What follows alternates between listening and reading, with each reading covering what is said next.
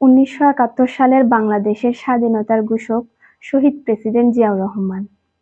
শহীদ president Ziaur Rahman স্বাধীনতা ঘোষণা না করলে বাংলাদেশ স্বাধীনই হতো না। সাবেক প্রধানমন্ত্রী দেশনেত্রী বেগম খালেদা জিয়া বাংলাদেশের তিনবারের নির্বাচিত প্রধানমন্ত্রী এবং বাংলাদেশের গণতন্ত্রের আপসহীন নেত্রী।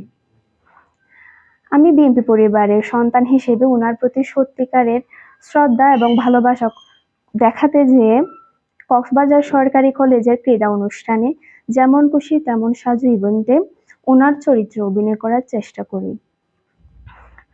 অভিনয় করতে যেয়ে অনিচ্ছাকৃতভাবে উপস্থাপনায় কিছু ভুল হয়ে যায়। আমি নিজের ভুলের জন্য সবার কাছে, দেশ ও জাতির কাছে ক্ষমা প্রার্থী এবং আমি আমার ভুল বুঝতে পেরেছি।